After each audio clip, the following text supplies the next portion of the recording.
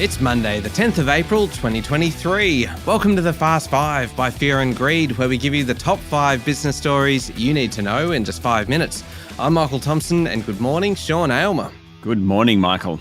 Sean, it might be a public holiday around the country today, but we still have the top 5 business stories in just 5 minutes. We better jump straight into it. Prime Minister Anthony Albanese says the Solicitor General's position on the government's model for an Indigenous voice to Parliament and the executive will be made clear before the referendum. Yes, now note, that doesn't mean it's going to be released, just made clear. It follows demands from opposition leader Peter Dutton and the Liberal Party to publish his advice.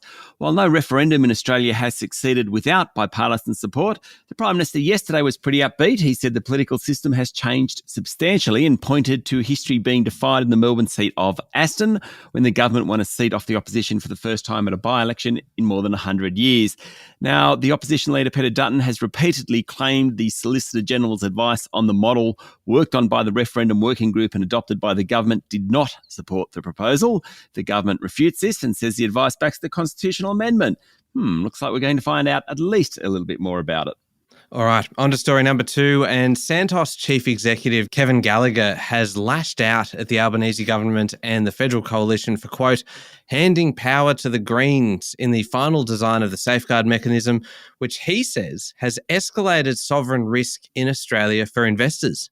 Speaking after a fiery AGM late last week, where the Santos board comfortably avoided a second strike, Gallagher echoed last week's attack by the CEO of Japan's Inpex Corporation, pointing to the retrospective nature of the changes which will affect Santos's near $6 billion Barossa gas project in the Timor Sea.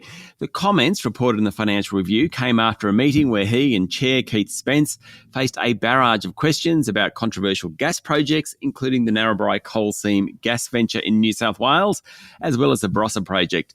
Activists outside the meeting protested against both Narrabri and Barossa, which Santos argues are vital to help prevent energy shortages in New South Wales and the Asian region.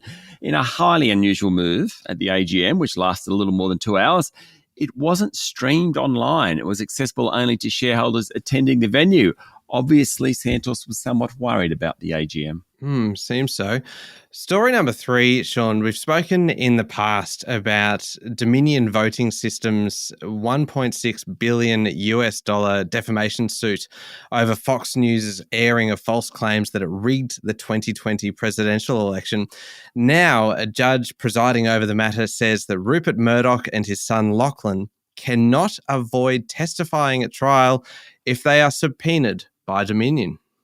The trial is scheduled to start in a week's time in Delaware, so we're going to hear lots about this. It will shed light on why Fox repeatedly allowed guests such as Rudy Giuliani and former Trump campaign lawyer Sidney Powell to falsely claim that Dominion conspired with foreign hackers and corrupt Democrats to ensure Joe Biden won the 2020 election, even though many Fox employees knew it was totally bogus. Delaware Superior Court Judge Eric Davis said if Dominion wanted the Murdochs in the stand, then he'll compel them to come.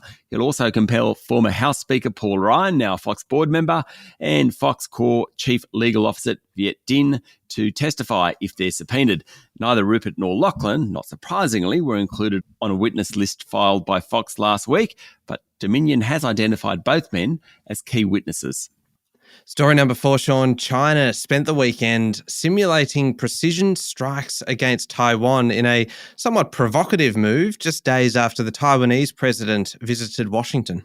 China claims the democratically elected Taiwan as its own territory, of course. Chinese state television reported that the combat readiness patrols and drills around Taiwan were continuing.